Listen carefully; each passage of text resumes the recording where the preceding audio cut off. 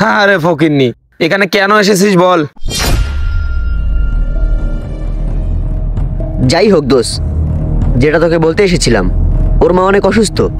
Doctor বলেছে ওর মার কিডনিতে পাথর জমেছে, সেটা ইমিডিয়েটলি অপারেশন করতে হবে। এ বন্ধু, এই দুনিয়ায় শর্টকাটে বড় লোক হওয়ার কোনো উপায় নাই?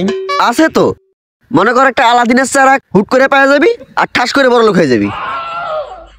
ওই আলাউদ্দিনের চেরাক সুরক তোর মাথায় আসবে, ভালো বুদ্ধি আসবে না। একটু ভালো বুদ্ধি দে। ওটা আলাউদ্দিনের চারাক না, ওটা আলাদিনের চারাক হবে। এই শোন, শর্টকাটে বড় লোক হওয়ার কোনো বুদ্ধি নেই, এর থেকে ভালো তুই পরিশ্রম কর। ওই পরিশ্রম আমি করতে পারবো না, এর থেকে ভালো বসে খাবো, ওই থেকে মরে যাবো, তারপর পরিশ্রম করব না। তাহলে শোন, তোকে একটা ভালো বুদ্ধি দেই, একটা বড় লোক বাড়ি দেখে বিয়ে কর, আর ওই বাড়িতে তুই ঘর জামাই থেকে যা, সারা জীবন বসে খেতে পারবি। হ্যাঁ ঠিকই বলেছিস, তুই কষ্ট করতে হবে না, তোর কিছু খেতে হবে না। এই আমার এই চেহারার সাথে কি ঘর জামাই যায়? আমি বাপের ছেলে, হিজলে না।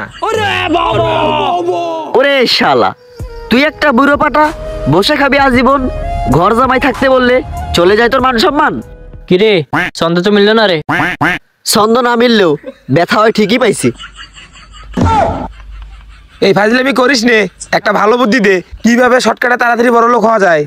আচ্ছা ধর তুই বড় লোক হইলি, তাহলে কি এখন আমাদের বন্ধুদেরকে ভুলে যাবি? কেন এই কথা বললি কেন? না রে, আমার দেখা অনেক বন্ধু সার্কেলে এমনটা হয়েছে, তাই বললাম আর কি। আরে পাগল, সবার বন্ধুত্বর মতো কি আমাদের বন্ধুত্ব?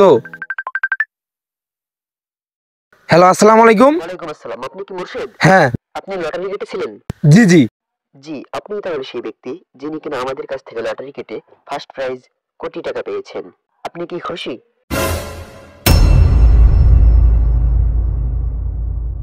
কিরে, কি হলো তোর? কিরে, আরে বাদ দে, চল আমরাও বাসায় ফিরে যাই।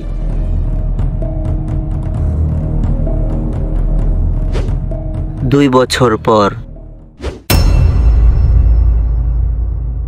চিন্তা করিস না, বুঝলি, ব্যবস্থা হয়ে যাবে, বন্ধু আছে, ওই যায়।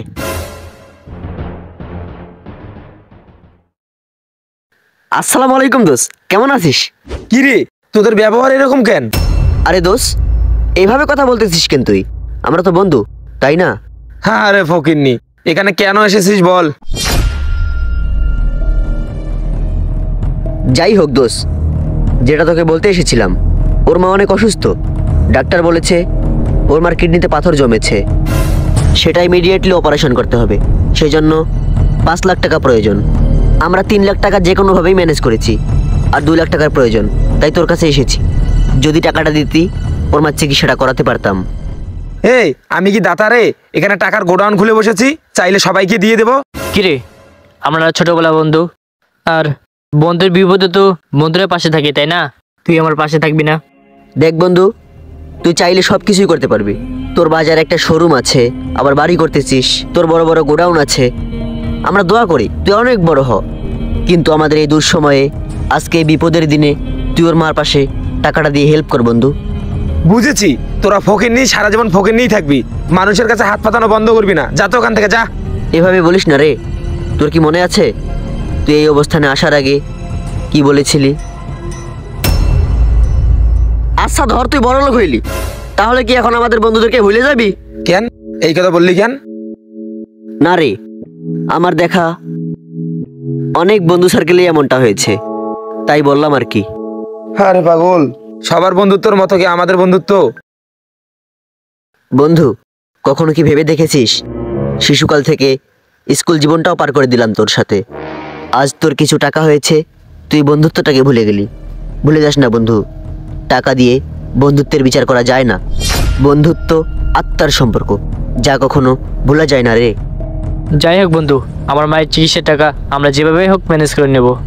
আর শোন, যদি কখনো বিপদে পড়িস, তাহলে এই বন্ধুদেরকে একবার স্মরণ করিস, আমরা ঠিকই তোর পাশে চলে আসব।